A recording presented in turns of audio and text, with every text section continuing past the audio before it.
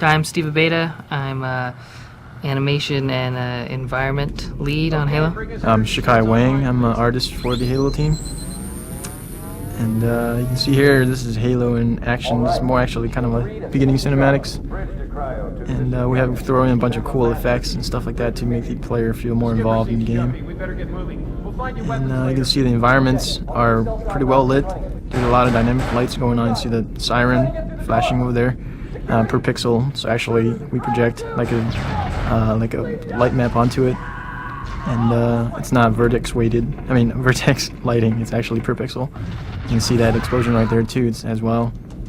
Right, so like all this stuff that goes on is a lot of it has to do with dynamic light and dynamic shading of the environment, which means that we can pre-render light maps, so it'll show you what lights would do in real life, and then in real time we can actually explosions will light up the walls, sparks will light up the walls, you can get flickering effects, you can turn on a flashlight, which is something that is pretty expensive in video games, so you don't see it too much, but on Halo we've been able to do that all over the place. One thing good about Xbox is it allows us to do multiple passes on texture, so it gives us, you can see that there's self-illuminated lights on the door right there, and like there's bump mapping and reflection mapping onto the surface, so that it simulates more or less like a real environment would do. And so when he flashes that grenade onto the wall, you see like a specular highlight on the wall. You see, if you get close enough, you can see that there's bump mapping and all this cool stuff that you just can't get with other consoles. Right, cube mapping, detail maps, everything. I don't know how many maps you guys go through on too each much. one, but there's a lot of passes. Yeah, this is another great thing about Halo. It's indoor and outdoor environments. Right. And that's one thing, if you see at the sun over there, like the sun, one of our programmers made it so that the sun actually creates like a volumetric effect when it passes through objects, so that it would more or less simulate how real world would do.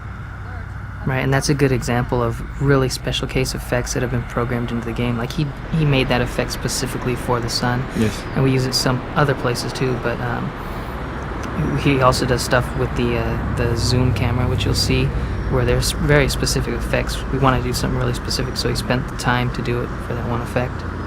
So part of designing the world for Halo is we start off with what we know more or less about real environment. And Xbox definitely gives us that opportunity to make things look more realistic.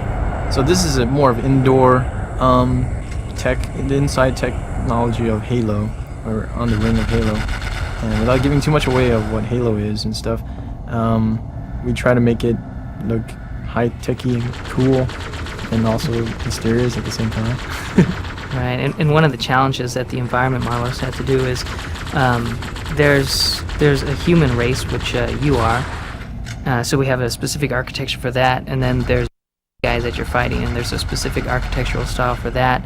And Halo, the world that you're on, has its own look, and it was a pretty big challenge for them to be able to create all those languages, but it's pretty effective. Like you get in any room and you know which race built that room, which is pretty cool. So here's some Covenant characters, a little firefight. You can see how they differ from yourself. You're part of the human race, but you're fighting these guys that move around a little bit like different animals. There's guys that move around a little bit like birds and are very guarded. They carry big shields. There's some comical characters, the grunts that look like they have the big shark fin on their back.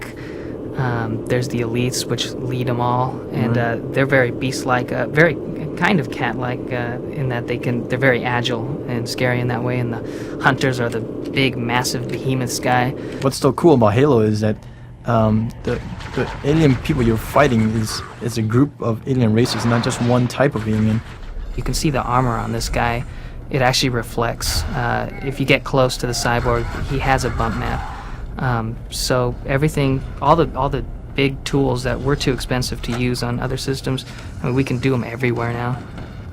So what you're seeing here is uses of or demonstrations of two different types of weapons. There's one human weapons, which is right here is a sniper rifle, and what you saw previously were some stuff that he picked up were. And I think one of the design philosophy that we try to do is we want to make sure that the weapons that the human use are more or less recognizable.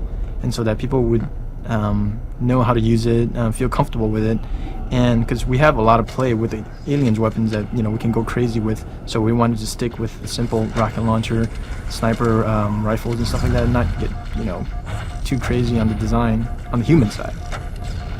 But when it comes to the alien side, we went all crazy with the curves and the shiny and the Fresnel effect and the purpling color and then all this cool stuff.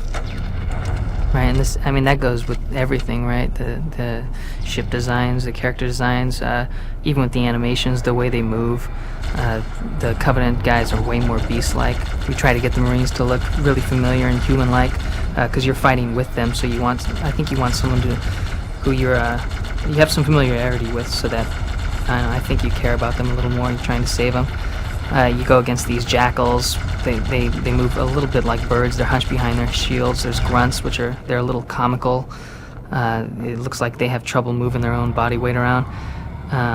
But it was really fun to be able to explore all those different styles of movement for the Covenant. Mm-hmm. So what we're seeing right here is a tank we codenamed Scorpion Tank, and it's a human tank. And you can see it has 4 different treads. It reacts relative to how it is placed on the ground. So in Halo we have really realistic physics where you can go over bumps and stuff like that. These treads move relative to the terrain and things.